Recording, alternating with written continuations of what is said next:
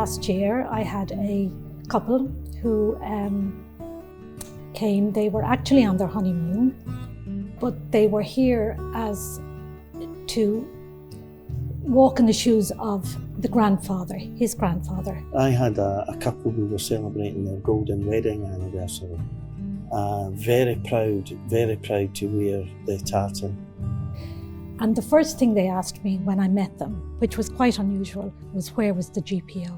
On every occasion that we stopped at castles, he would don the kilt. It turned out that his grandfather, he told me, was shot outside the GPO, he said.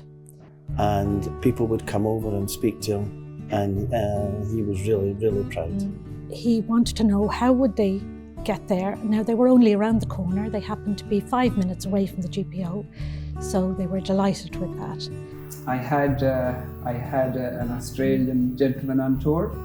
I suggested that they get a book which had all of the members, everybody that was in the GPO at the time. He was 76 years of age. It was his first visit to Ireland, and he had Irish ancestors. And he's named in the book. And they were happy. They went off to Galway, after that. And he took the trip to Ireland to get a tattoo of Ireland. So at 76 years of age, he got an Irish tattoo, so that was interesting. I had a family here. It was a mother, 2 sisters, and the husband. The mother was terminally ill. This was her last trip, and she wanted to find the roots. So it was a very castle orientated. The lady was in a wheelchair, and the castles are not really built for wheelchairs. But she was just so excited at seeing the outside of it, getting up and touching to the wall and everything else.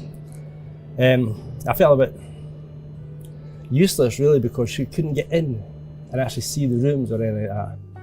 I have a friend who runs a drone company, and I phoned him up just to ask him if he knew anything.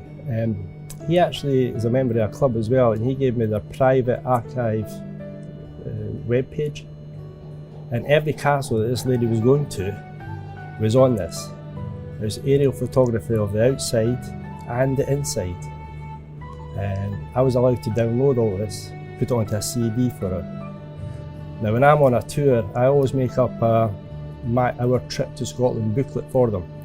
We'll have the itinerary, and every place they're visiting, there's a picture of it, and also the history of that place. There's also places that are not on the itinerary I take them to that I put in there as well. So I done that, and I also made up this CD for her, and I gave it to them. The remarkable thing was, when she got back to America, she got all her family together, and she ran this CD, and they actually FaceTimed me in, which is really good. Unfortunately, I heard 3 weeks ago that this lady had passed. But she had written a letter, which was read out. Sorry. She wrote a letter which was read out. And the trip to Scotland was mentioned a few times. So.